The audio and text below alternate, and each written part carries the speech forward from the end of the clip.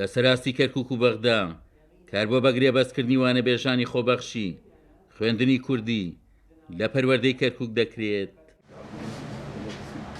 کۆبوونەوەیەکی هاوبەشە لە کەرکووک لایەنە پەیوەنددارەکانی پەروەردە و لژنەی پەروەردەی پەرلەمانی عێراقی کۆکردوێتەوە میکانیزم بۆ چارەسەری کێشەی 600 وانەبێژی خۆبەخشی خوێنی کوردی لە کەرکووک دەکرێت. دوای ئەوەی کە بڕیاری ئەوە دەرچوو وانەبێژانی خۆبەخش بکرێن بە گرێبەست ڕۆبەڕوویە و کێشە و گیر و گرفتانە بووینەوە. لەو پێناوەیە ئێمە تقریبان سنووری 600 کەسێکمان هەیە تاکو ئێستا ئەوانەی کە وانەبێژی کوردن و داخلی ئەم لیستە نەکراون کە شمولی کەرکووکەکە ئەمڕۆ ئەو کۆبوونەوەمان لەو پێناوەیە کرد بۆ بەدواداچوونی ئەوەی ئایا هۆکارەکان چین بۆچی ئەم 600 کەس شمولی ناکە چۆن پێکەوە لەگەڵ پەروەردە و لەگەڵ لیژنە ڕئیسی و فەرعیەکانە هاوکاری یەکتری بکەین کاراسانی بکەین بۆ یەکتری بۆ ئەوەی کە ئەمانە چارەسەرکەین و ئەمانی شمولی بکەن.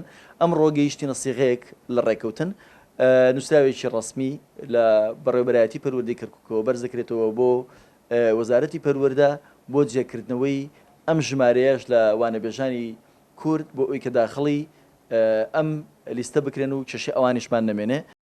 بەڕێوەبەریەکەی سەرپەرشتیاری پەروەردەی کەرکووک هەوڵەکانیان بۆ چارەسەری کێشەی وانەبێژانی خۆبەخش ڕوون دەکاتەوە.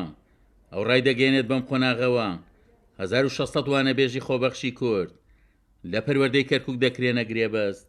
هەوڵی ئەوماندا کە لە نزیکەوە بتوانین زۆرترین ژمارە بەدەست بێنین بۆ خوێندنی کوردی و بە دڵنیاییەوە ئیشی باشیمان کرد و هەر لە سەرەتا نزیکەی 1000 کەس کە هیچ کێشەیان نییە و بەسمەیان کردووە و ناویشیان بڵاو بۆتەوە لە سایتی تەربیەی کەرکووک و بەسمەی خۆیان کردووە و ئێستاش حال حازر خەریکین زانیاریان لێ وەرەگرین بۆ دروستکردنی کیکارد بۆی پارەکەیان بۆ تەمویل بکرێن.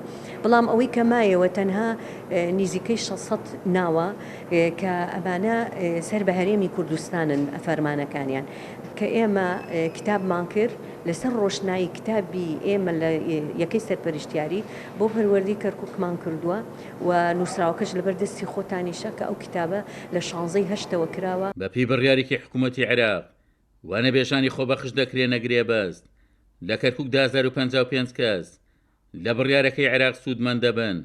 600 وانەبێژی کورد لە کەرکووک ئاستەنگ بۆ مامەڵەکانیان دروست کراوە.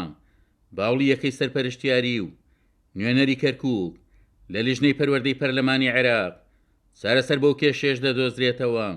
عومەر غەریب، کورسات نیوز، کەرکووک.